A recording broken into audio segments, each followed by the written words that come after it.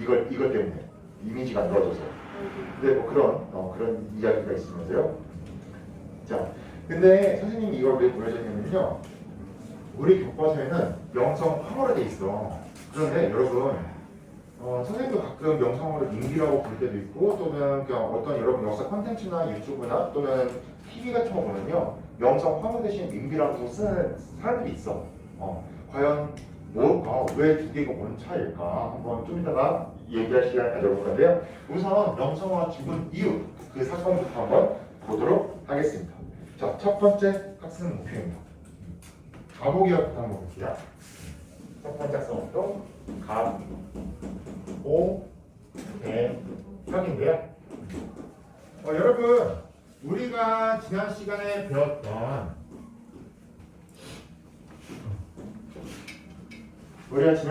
동학농민운동이었는데요. 동학농민운동이 끝나고 나서 일어난 운동의 개혁이 가보개혁입니다. 자, 가보개혁은 당시의 조선 정부가 그래, 우리나라 바꿔야겠어. 왜냐? 배경.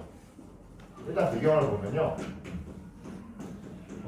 좀 전체적으로도 우리나라 스스로도 나라를 좀 바꿀 필요가 있다고 느꼈어. 왜냐면은 1882년에 임모군란, 1884년에 갑신정변, 그리고 나서 동학농민까지 일어나고, 그러니까 나라가 계속 백성들이나 관리들이 새로운 나라를 원하는구나. 그 서양의 친화를 받으면서 그들처럼 우리도 뭔가 바꿔야겠다라는 필요성을 느끼고 있었습니다. 이때 우리 지난 시간에 배웠죠.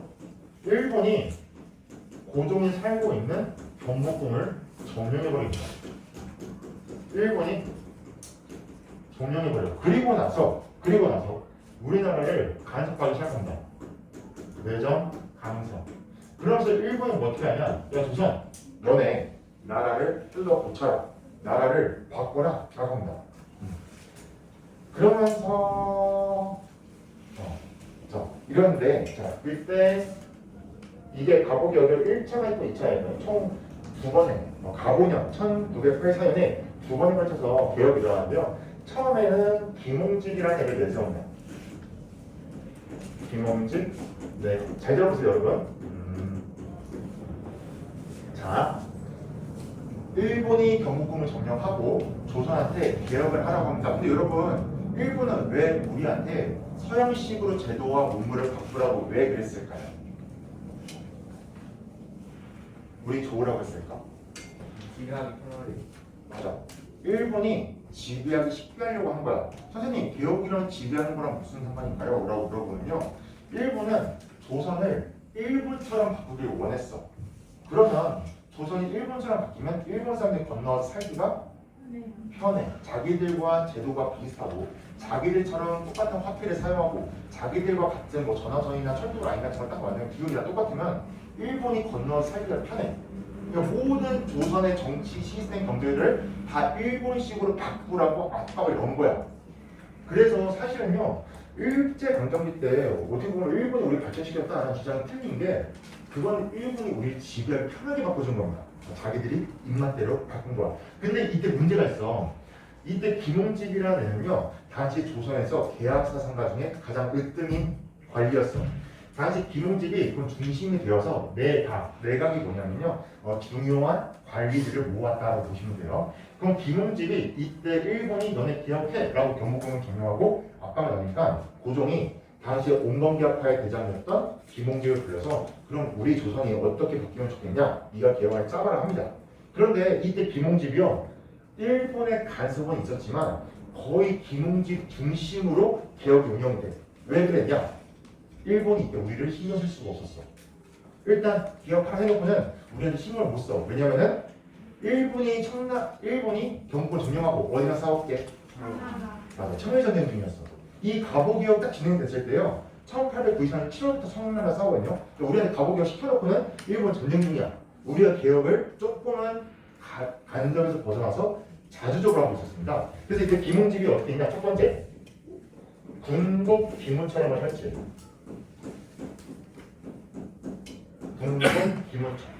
군국기문처는요, 당시에 개혁을 위해서 신하들을 보호하고요, 김홍직과 같이 뜻을 같이 하는 개혁화 사상가들이 전국의 백성들이나 관리들의 뭐 의견을 수렴하고 우리나라를 또 어떻게 바꿨으면 좋겠을까? 어떻게 개혁하면 좋을까? 여기서 논의를 합니다.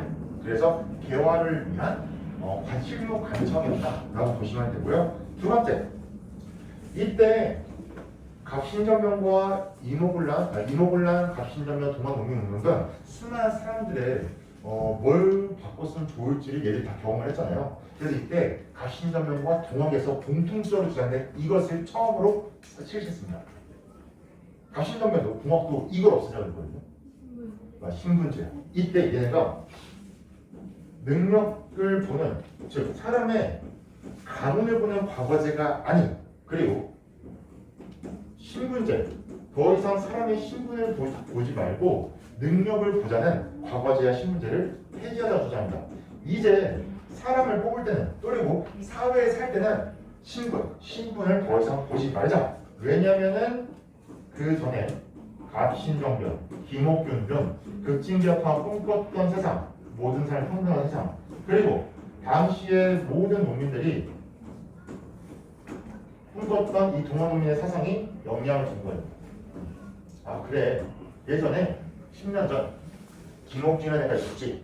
그리고 몇 년 전에 동학농민들이 신분제를 없애라고 했지. 우리 지금 이게 가장 시급한 것 같으니 조선, 우리나라 역사는 처음으로 신분제가 없어졌습니다.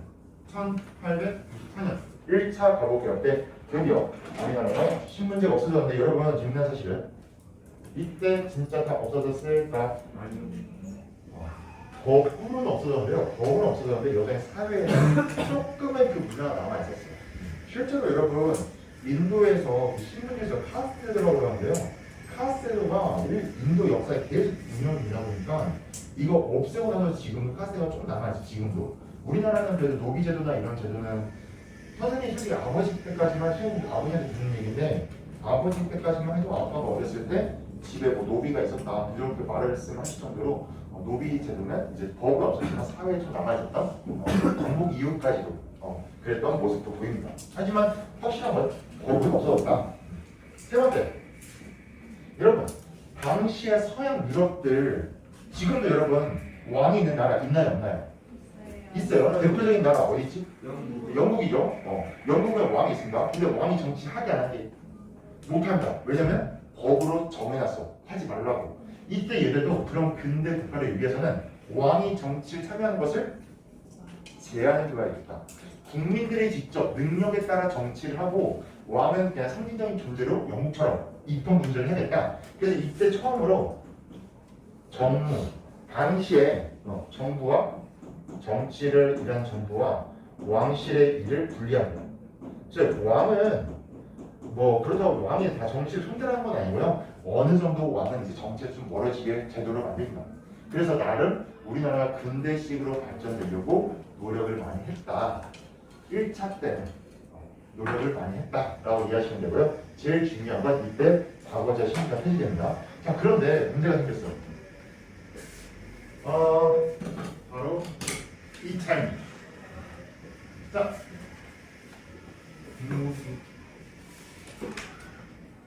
이때 1차 때 이렇게 나름 자주적으로 개혁하고 있었는데 일본이 청일전쟁에서 어떻게 했다? 이겼습니다. 이기고 돌아온 거야. 돌아왔더니 김웅집이 자기 마음대로, 일본의 간섭은 있었지만 그래도 김웅집 중심이 돼서 조선이 스스로 개혁하고 있었습니다. 일본 입장에서 이게 마음에 안 들어. 그래서 청일전쟁에서 이기고 돌아온, 그러니까 물론 완전히 이긴 건 아니었는데요. 거의 승기를 잡은 다음에 딱 본 거야. 봤더니 뭐요? 김웅집 위험이 혼자 다 하고 있네? 그래서 이때 일본이 돌아와서 안 돼. 2차 가보개혁을 실시합니다. 너네 개혁 멈춰. 다시 해. 그때 했던 애들이 누구였냐? 일단 조선의 대표인 김웅집은 냈었어. 이때 일본이 얘를 같이 하라는 거야. 얘 넣어서 너랑 얘랑 같이 해. 얘가 누구였냐? 얘였어. 이게 1차 가보개혁이요? 이게 1차 가보개혁입니다. 이게 1차 가보개혁이 내용인데요. 지금 보시면은 이런 중요한 내용이 이거야. 신분제 없앤다. 그리고 조세 분납화. 세금 걸릴 때 이거 쌓이지 말고 돈을 내놔요. 돈. 우리도 근대적으로 돈 내라. 그다음에 도량령 은본위협 폐지. 이제 모든 국가들 도량령 통일하라는데요. 이 도량령 물건을 재거나 아니면 길이를 재는 그 길이나 무게의 단위인데요. 이거를 일본식으로 바꾸려 한 거야. 일본이 자기들 뜯어먹기 편하게. 그리고 뭐 과거제도 폐지하고 능력 중심으로 인재 복구가 됐고요. 이때 청해전의 결과 일본이 승리합니다. 그래서 지금 보시면요, 청나라가 서구 열강을 때 뜯기던 그 풍자인데요, 가장 오른쪽에 있는 애가 누구지? 어디 나라 사람이지? 아니 가장 오른쪽 이 아저씨. 유일하게 아시아 국가전에서 일본이 청일전쟁 이기는 바람에요, 당시 청나라의 대만, 지금의 요동반도를 일본이 뺏어갑니다. 그 정도로 일본이 강성했고요. 이때 청일전에서 이긴 일본이 김홍질, 너 혼자 하지 마, 얘를 다 보내버려. 박영효를 한국에 조선에 보내서요, 얘랑 둘이 같이 너네 해라. 그래서 김홍질, 박영효가 같이 내각 의회 중심이 되어서요 개혁을 이루는데요. 여러분 박영효 이름 기억나니? 네. 어떤 사건이었게? 맞아, 갑신정변 때 김옥균과 함께했던 청년이었습니다. 이때 박영효는요 일본에 갔다가 어떻게 보면은 일본에 좀 약간 이용당, 이때 너 가서 가부개혁 2차 가부개혁 잘하고 있는지 무서웠는지 네가 옆에서 같이 잘 챙겨라. 그리고 얘는 거의 일본에 어떻게 보면은 도구를 활용이 됩니다. 그러면서 이때 2차 가부개혁 내용 첫 번째, 일단 우리가 자주적으로 흘려줬던 군국기무처를 일본이 없애버려야 합니다. 이거를 폐지시켜버려. 너네 자주적으로 개혁하지 마. 우리 일본이 시킨 대로 해. 라고 하면서 군국기무처를 없애버렸고요. 두 번째, 이러면서 일본의 간섭이 증가합니다. 일본이 직접적으로 이제 개혁에 참여하겠다. 청일전에 우리가 거의 이겼다. 완전히 이긴 건 아니고 거의 이겼을 때 이제 간섭을 하기 시작합니다. 이제 정신이 일로 쏠릴 수 있으니까. 그래서 일본이 청일전에서 거의 승기를 잡은 다음 군국기무처를 없애고 박영효를 보내서 간섭을 증가시켰습니다. 하지만 개혁의 내용은요 거의 일차랑 비슷해. 거의. 이때 근데 일본은 한 가지 더해. 뭘 했냐면, 잘 봐봐. 만약에 여러분 백성들한테 이렇게 나라를 바꾸겠습니다, 신문지 없애겠습니다, 그리고 뭐 세금도 이제 돈으로 먹겠습니다 하면은 백성들이 굉장히 큰 충격이잖아요. 근데 백성들한테, 그 당시 백성들한테 누가 이러한 개혁을 하겠다고 발표하면 백성들이 가장 이해하고 수긍할 거. 맞아, 왕이야. 왜냐하면 백성들은 왕한테 충성하는 사람들이었잖아요. 이때 고종한테 가서 그럽니다. 고종, 여기다 사인해. 홍범 14조. 홍범 14조라는 것을 당시에 고종한테 가서요, 여기에 사인을 합니다. 왕이 직접 가부개혁의 내용을 백성들한테 발표하라고 합니다. 그래서 아까 앞에서 봤던 뭐 과거제 폐지라든지 청나라의 정치제도 변화, 능력 중심이라든지 신분제 폐지 같은 주요한 내용은 14가지를 고종한테 발표시키게 해. 그래서 당시의 조선이 이렇게 변화되었습니다. 그러니까 이때 어떤 일이 일어났냐, 이렇게 발표했을 때요.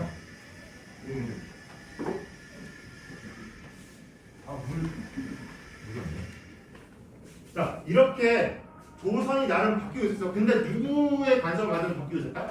왜? 일본. 자, 조선 정부 입장에서 이거 기분은 어때? 들어와요. 들어, 별로야. 지금 일본의 간섭이 너무 심해. 어떻게든 얘네한테 벗어나고 싶어. 어떡하지? 라고 했을 때 얘네가 등장한다. 한번 볼게요.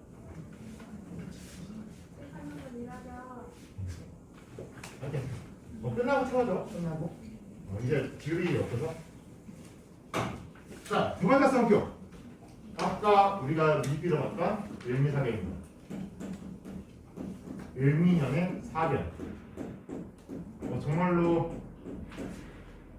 되게 가슴 아픈, 어떻게 보면 우리나라가 정말로 얼마나 약했는지를 보여준 사건이었는데요. 바로 가부개혁 1년기였던 1895년에 일어난 사건인데요. 일미사변 어떤 사건이었냐? 배경을 보시면요. 배경.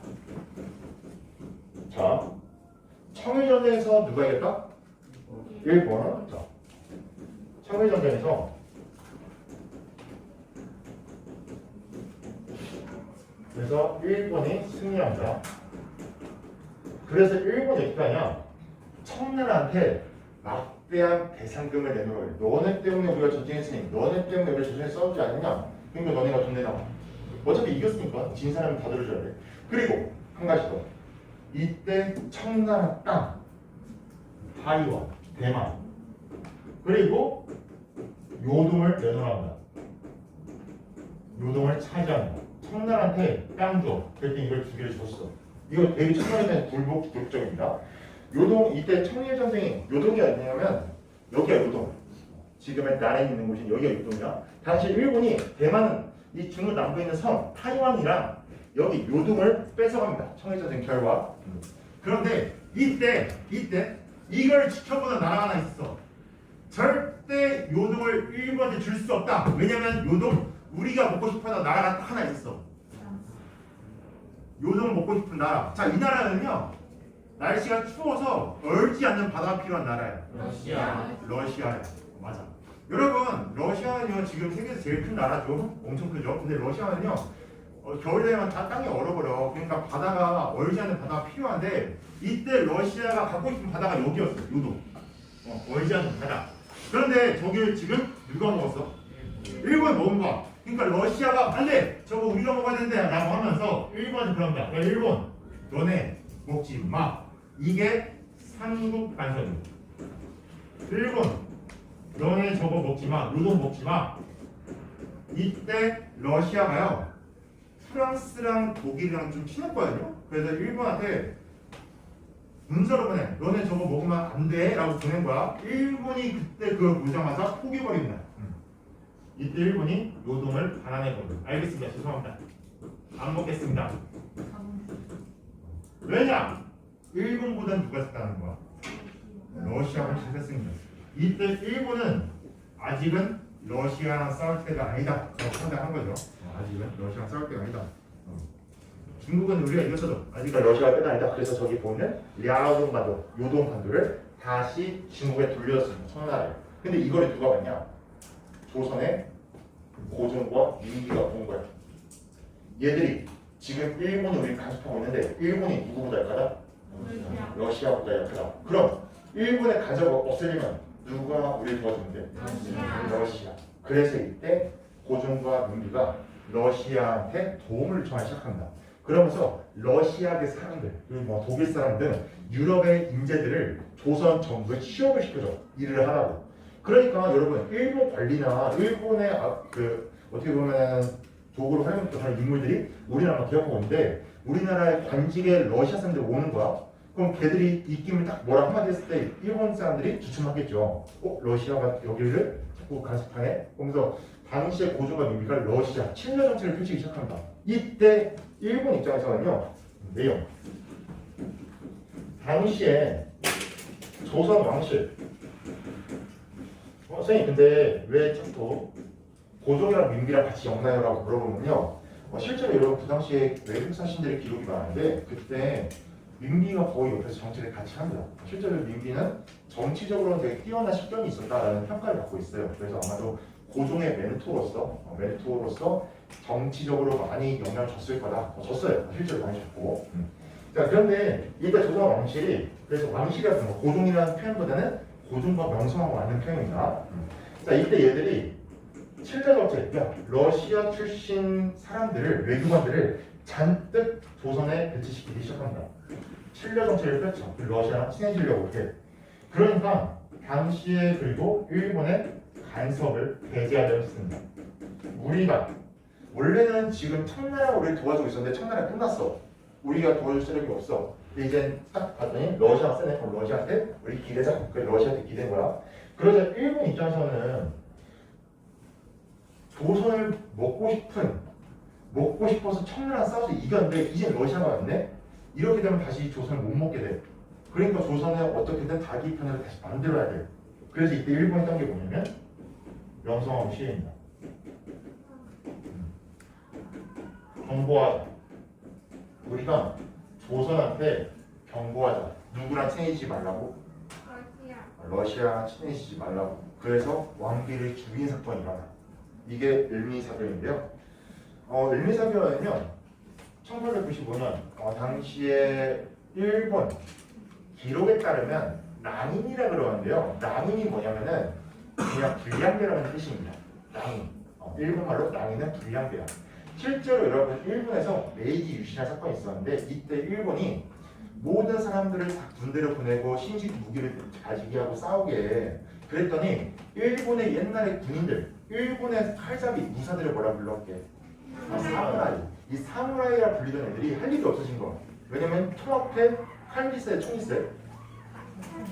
총 여기 진짜 총 한 방이면 누구 너도 다 힘내다가 칼을 피하면 되잖아. 많이 멀리서 도망가면 되잖아. 총 도망도 못 가. 그러니까 사무라이들이 대거 실직합니다. 그럼 얘들이 뭐 했냐? 길거리 돌아다니면서 불량배가 돼. 얘들이 낭인이었어. 근데 기록에 따르면 그 낭인들이 일본은 뭐라고 주장했냐? 낭인들이 조선에 건너와서 그냥 왕비를 죽인 사건이다. 일본은 무관하다라고 했는데 실제로는요. 이게 그 당시 일미사변에 참가했던 애들인데 이때 참가했던 사람 중에 누가 있었냐면 당시 일본 공사가 있었습니다. 이 일본 공사가 자기 부하들, 실제로 여기 참여했던 명성을 시위하는 참여했던 일본인들이 대다수가 군인 출신이야. 또는 관리였어. 얘들한테 사무라이처럼 복장을 입힌 다음에 새벽 2시 경복궁을 공격하기 시킵니다. 그래서 이때 명성 황후가 머물고 있었던 권천궁, 경복궁에서 가장 북쪽 지역에 가시면요, 향원정 뒤에 권천궁이 있거든요. 아마 복원한 지가 가장 최근이야. 그래서 거기 약간 건물 좀 새 것처럼 있는 데가 있는데 거기까지 가서 새벽 4시경이었나? 이때 궁궐했던 명성을 끌어다가 죽이고요. 그 시신을 불태워버립니다. 불태워 사건이야. 그리고 이때 기록에 따르면은 고종도 당연히 말렸겠지. 그런데 왕세자의 역사를 잡고 고종의 아들 역사를 잡고 목에 칼을 겨눌 정도로 고종과 왕세자를 혼자 못하게 하고는 명성을 죽인 사건입니다. 그래서 정말로 충격적인 사건인데 어떻게 보면은 우리나라가 그만큼 어땠다는 거야? 매우 약했다는 거죠. 이게 되게 슬픈 역사죠. 어떻게 보면 어떻게 한 나라의 왕비를 다른 나라에 와서 그럴 수 있을까? 그리고 일본 애들은요 이거를 흥선대원군한테 누명시키려고 합니다. 그래서 실제로 흥선대원군한테 그때 가마를 떼어서 경복궁에 오도록 만들었어. 그래서 흥선대원군과 그 일파가 한 짓이다라고 누명을 씌우려고. 근데 이게 본 사람이 너무 많아. 일본 사람에서 죽인 광고를. 그래서 이게 일본 사람 죽임마다 알려지게 되면서요. 일본에서도 이게 국제적으로 비판을 받습니다. 다른 나라 국민들이 어떻게 왕비를 죽이냐. 일본에서도 재판을 해야겠다. 근데 여러분 재판 우리나라 왕비를 죽였어. 누가 재판했지? 일본이 왜 일본 사람이 재판했을까? 지네가 유리하게 우리나라 그때 가마도주할 때 치해법권 그 나라 사람은 그 나라에 가서 재판받게 한다. 즉 일본 사람이 저지른 죄를 우리나라에서 처벌하는 게 아니라 일본 가서 처벌받습니다. 근데 이때 그 동사 포함해서 이 수많은 일본 청년들 다 무죄 판결됩니다. 왜냐하면 증거 불충분. 얘네가 죽였다는 증거가 없다. 그리고 실제로 이때 고종한테 압박을 해. 어떤 압박이냐? 야 고종, 민기 살아있는 걸로 거짓말 쳐. 이때 고종한테 가서 사인하라를. 어떤 사인을 하라면 민기가 도망을 간다. 그래서 폐비시킨다는 문서에 사인을 하라 그래. 그래서 고종이 울며 겨자먹고 거기다 사인합니다. 나중에는 번복은 해요. 근데 명성은 죽은 것 같다라고 번복하는데 그러면서 이제 명성은 살아있다 죽은 거 아니다 라는 식으로 해서 그냥 무죄 처리 시켜버립니다. 그래서 이 사건이 의미사변인데 이렇게 여러분 이렇게 당시에 일본이 명성호를 죽이고 다시 고종을 압박하기 시작합니다. 야 고종 너 러시아랑 친해지면 어떻게 된다? 죽는다. 이때 고종은 정말 벌벌 떠왔어. 왜냐면 이때 기록에 따르면요 고종은 시녀들이 가져온 궁녀들이 가져온 음식을 안 먹습니다. 자기가 믿을 사람이 요리한 것만 그 자물쇠통에 잠가서 온 것만 먹었대. 실제로 죽을까봐 엄청나게 공부에 떨려 살았고요. 이때 일본이 간섭이 점점 심해지면서 다시 우리의 입맛대로 나라를 바꿔라 합니다. 그게 을미개혁이에요. 1895년 다시 개혁이 진행되는데요. 이게 을미개혁의 내용입니다. 뭐 태양력 사용 이때 처음으로 여러분 우리가 양력을 사용하기 시작했어요. 양력과 음력 뭔지 알죠? 여러분 혹시 부모님 중에 음력생일 생기시는 분 있어? 네? 부모님 중에 음력생일? 음력 있고 양력 있잖아. 여러분 다 양력이죠. 음력이 뭐냐면은 달이 초승달에 있다가 보름달에 있다가 보통 한 2주 정도 걸리는데요. 그걸 기준으로 달력을 계산한 걸 음력이라고 그러고요. 태양이 뜨고 지구가 하루. 그래서 태양이 지구를 한 바퀴 도는데 365일이잖아. 그걸 기준으로 하는 게 양력이야. 원래 조선은요. 달의 그 변화 과정으로 인정을 했거든요. 근데 이때 1895년 처음으로 양력으로 사용되게 되었습니다. 우리도. 왜냐면 이때 일본이 양력 썼거든요. 너네 우리들처럼 양력 써라 그러는 거. 우리가 양력 쓰게 됐고요. 그래서 옛날 분들은 음력을 쓰시는 분들도 계시죠. 선생님 부모님들이 음력 쓰시거든요. 그런데 이제 거의 양력이죠. 그리고 이때 썼던 게 뭐 연호 사용 이런 게 되게 중요한 건 있고 이거 종두법. 종두법이 뭐냐면요. 천연두라 그래서 옛날에 전염병 중에 가장 무서웠던 전염병이 있었는데 이거를 예방할 수 있는 치료 백신이 나왔어요. 그래서 이 백신이 종두법이었어요. 천연두를 치료할 수 있는 백신. 종두법을 시행해서 모든 사람들에게 천연두를 극복할 수 있는 백신을 맞춰줬고요. 뭐 소학교 살시, 뭐 분재기업 이런 게 있는데 제일 중요한 건 이겁니다. 반발력. 머리를 어떻게 하는 거야? 잘라요. 왜냐면 당시 조선 사람들 머리는 소중해요. 상처를 줬어. 남자들이 머리 잘랐다 안 잘랐다? 안 잘라요. 안 잘랐다. 왜냐면 머리카락은 소중해요. 부모님이 주신 거라서 절대 자를 수 없다. 우리나라에 손투트는 문화가 있었는데요. 이거를 일본이 다 자르라고 합니다. 즉 우리나라의 정체성을 없애버리는 거지. 그래서 당시에 많은 사람들의 이 머리를 잘랐는데요. 이때 진짜 많은 사람들이 내 목을 잘라도 내 머리 자를 수 없다 해서 반응을 했지만 결국에는 다시 고종이 스스로 단발령에 참여하면서 많은 사람들이 여기를 불복할 수밖에 없었고 우리나라가 일본의 식대로 많이 변화된 사건이 을미사변의 결과 을미기해까지 이어지는데요. 이 다음에 고종은 어떻게 했냐? 고종은 궁궐에 사는 게 잘 때 어땠을 것 같아요, 여러분? 힘들어요. 엄청 무섭지. 왜냐면 새벽 2시에 일본에 쳐가지고 자기 구경 죽이고 한 거야. 나도 어떻게 될지 모르는 거잖아. 고종은 진짜로 벌벌 떨고요. 그래서 어떻게 됐냐? 이 사건이 있고 얼마 지나지 않아서 도망가. 어디로 도망갔냐면 러시아. 근데 얘들아, 고종이 러시아까지 도망갈 수 있어? 없어. 그래서 러시아 공사관으로 도망을 갑니다. 공사관은 왜 도망을 갔냐면 여러분 우리나라에도 러시아 대사관이 있을 거야. 외교관이라는 곳. 러시아 대사관 울타리 쳐져 있는 이 지역 이거 우리나라 땅인지 아닌게? 아닙니다. 이 건물이 지어지고 울타리가 있는 지역은요 러시아 땅이야. 우리가 거기한테 준 거야. 빌려준 거야. 그래서 고종이 여기 들어가 버리잖아요. 일본 군대가 이 안에 들어올 수가 없어. 일본이 이 안에 들어오는 순간 전쟁이야. 왜냐면 여기는 어디 있다? 러시아 땅. 그래서 다음 시간에 아마 이 사건을 배울 건데요. 이렇게 당시에 조선이 나름 개혁하려고 노력했던 사건 가보개혁이었는데 가보개혁 을미개혁인데 안타깝게도 누구의 반적이 있었다? 일본. 자 그리고 남은 시간 선생님이 그럼 여러분과 생각할 주제 하나 하고 마무리하려고 합니다. 뭐냐면은 명성황후를 부르는 게 맞냐 민비로 부르는 게 맞냐 이런 건데 솔직히 나도 좀 헷갈려. 교과서에는 명성황후로 돼 있어요. 자 여러분 잘 보세요. 이거 잠깐 그림 소개해주면요. 이건 그 당시에 프랑스 신문 잡지에서 실린 사파야. 명성황후를 일본 사람들이 죽였다. 이게 너무 충격적이어서 당시 유럽 소개했던 그림이고요. 그리고 명성황후를 구글에서 검색하면요. 이 사진이 많이 떠. 근데 이게 명성황후인지는 몰라. 명성황후의 실제 사진이나 그림이 지금 안 나와 있어. 그래서 이건 그냥 추정하고 있는 상태야. 당시 이게 민자형의 그림이 사진이 아니냐를 추정하는 건데요. 실제는 모른다. 그래서 명성황후의 실제 얼굴도 모르는데 근데 중요한 거는 여러분 명성황후가 죽었을 때 신분이 뭐였게? 왕비였어. 왕비였거든요. 또 왕후, 왕의 부인. 그래서 왕후 또는 왕비였는데 지금 교과서에는 명성황후로 돼 있어. 황후가 뭐냐면은 황제 부인하는 거야. 왜 황제 부인으로 돼 있냐? 나중에 고종이요 나라가 멸망하기 직전에 자기 스스로 대한제국의 나라를 세운 다음에 스스로 황제가 됩니다. 그러면서 죽었던 명성황후를 황제 부인을 다시 올렸어. 그래서 명성황후다라고 하는데요. 가끔 어떤 사람들은 황후라고 안 부르고 민비라고 부르겠다라고 합니다. 왜냐면은 가장 큰 이유는 민비가 생각보다 좋았던 인물이 아니었어요. 실제로 당시에 민비 민씨 세력은요 백성들을 엄청 많이 수탈했던 사람들이야. 그러니까 굳이 명성황후라고 추존하면서 높이 부를 필요가 없다.